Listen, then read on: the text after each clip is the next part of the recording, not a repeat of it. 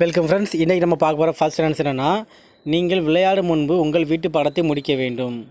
நீங்கள் விளையாடும் முன்பு உங்கள் வீட்டு பாடத்தை முடிக்க வேண்டும். இதே எப்படி இங்கிலீஷில் சொல்லலாம்னா, you are suppose to finish your homework before playing அப்படின்னு சொல்லலாம். நெக்ஸ்ட் சென்டென்ஸ் என்னென்னா, அவள் காலை 9 மணிக்குள் அலுவலகம் வர வேண்டும். அவள் காலை 9 மணிக்குள் அலுவலகம் வர வேண்டும். இதே எப்படி இங்கிலீஷில் சொல்லலாம்னா, she is supposed to arrive at the office by 9 AM. Next சென்டென்ஸ்னா, நாம் உணவகத்தில் சந்திக்க வேண்டியது, ஆனால் அவன் வரவில்லை. We were supposed to meet at the restaurant but he didn't show up. Next sentence என்னென்னா, இந்த மருந்து தலைவலி குணமாக உதவ வேண்டும். இந்த மருந்து தலைவலி குணமாக உதவ வேண்டும். இதே எப்படி இங்கிலீஷில் சொல்லலாம்னா, this medicine is supposed to help with headache.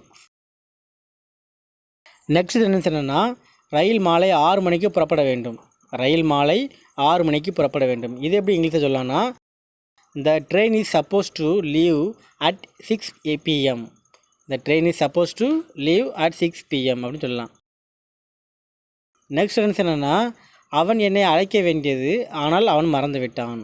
அவன் என்னை அழைக்க வேண்டியது, ஆனால் அவன் மறந்து விட்டான். இது எப்படி இங்கிலீஷில் சொல்லலாம்னா, he was supposed to call me but he forget. Next sentence என்னென்னா, நீங்கள் இங்கு வாகனம் நிறுத்தக்கூடாது. நீங்கள் இங்கு வாகனம் நிறுத்தக்கூடாது. இதை எப்படி இங்கிலீஷில் சொல்லலாம்னா, you are not suppose to park here. You are not suppose to park here அப்படின்னு சொல்லலாம்.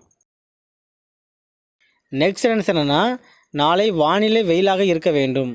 நாளை வானிலை வெயிலாக இருக்க வேண்டும். இது எப்படி இங்கிலீஷில் சொல்லலாம்னா, the weather is supposed to be sunny tomorrow அப்படின்னு சொல்லலாம். நெக்ஸ்ட் சென்டென்ஸ் என்னென்னா, மாணவர்கள் வெள்ளிக்கிழமைக்குள் அவர்களின் பணிகளை சமர்ப்பிக்க வேண்டும். the students are supposed to submit their assignments by Friday. Last sentence என்னென்னா, நான் கொண்டாட்டத்திற்கு செல்ல வேண்டும், ஆனால் என் மனம் மாறிவிட்டது. இது எப்படி இங்கிலீஷில் சொல்லலாம்னா, I was supposed to go to the party but I changed my mind.